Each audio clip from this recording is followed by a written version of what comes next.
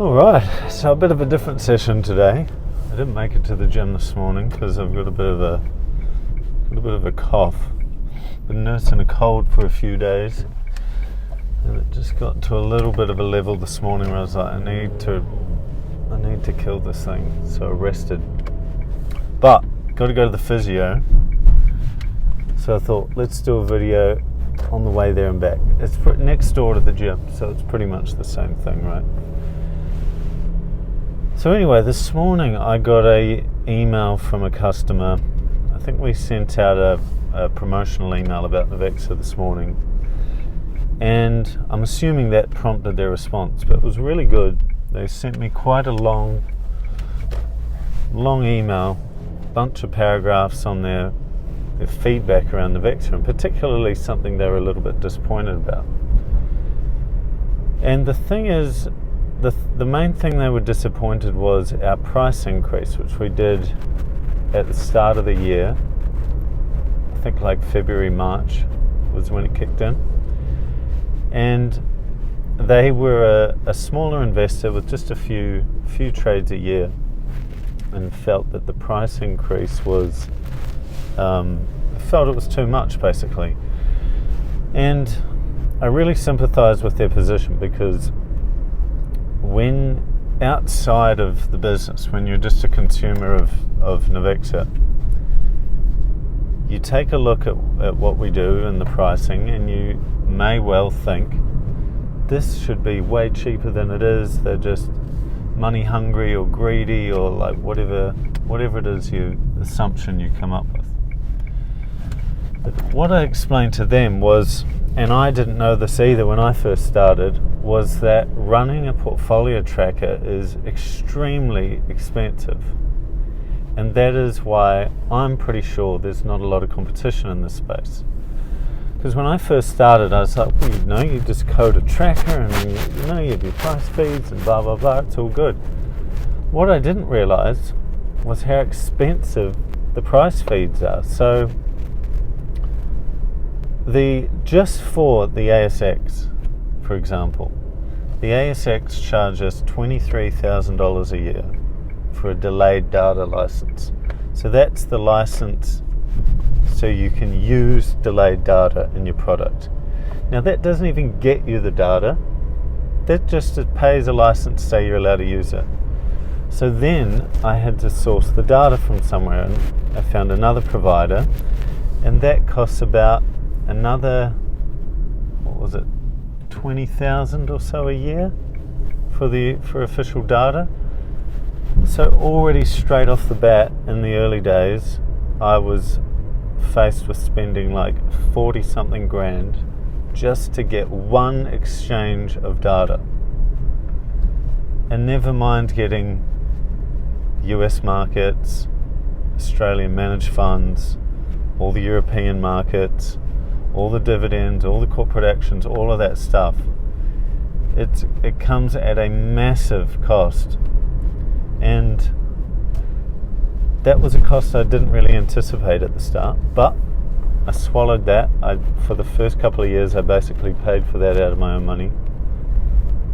And further today, we now support something like 20 something exchanges.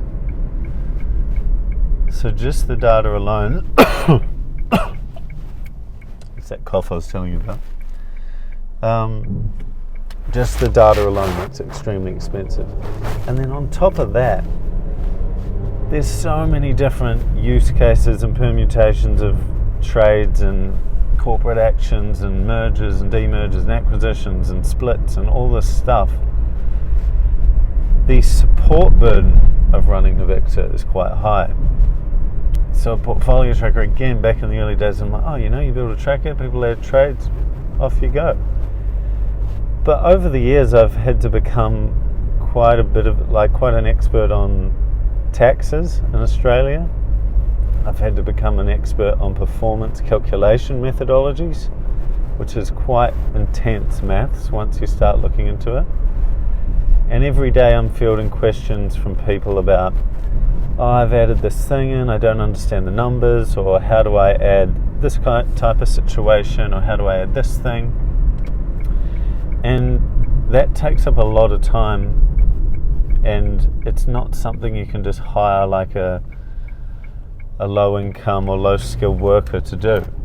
Like in other jobs, if you're selling a product, you can kind of hire anyone, and it's like the questions are going to be, where's my order, and how do I get a refund, and this kind of thing.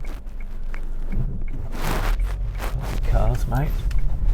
Whereas with Navexa, the support questions are some intense, like tax questions, performance calculation questions, and so that makes even customer support quite a skilled role to do.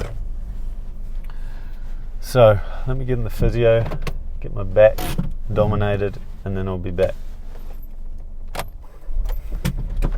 Alright, physio fizzed. Now let's get out of here, got some more meetings to get back to. So like I was saying, lots of unexpected costs, but that will not deter me, and it has not deterred me. And here we are years later, still doing what we're doing. So it's always been a constant battle growing the subscriber base, because there's of course big competition out there for me to go up against, and they kind of dominate the internet sphere of investors, particularly in Australia, because they've been around so long and everyone knows them. So whenever someone asks for a recommendation, they get mentioned. I won't mention them because you know who they are, and if you don't, you'll figure it out. But we're hanging in there, and we're slowly gaining customer base day by day. So that, I hope, gives you a bit of a behind the scenes look. And I go on Reddit quite a bit, and I see people, like whether they're talking about the competition or Navexa, and they talk about pricing, and you'll always see someone in there, usually a software dev, who's like, oh, I'm just going to build my own one and make it available for super cheap to everyone.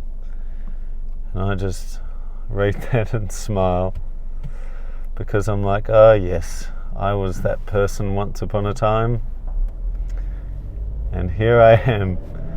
And I actually started started coding it 7 years ago as a side project originally, just to be a tracker for myself.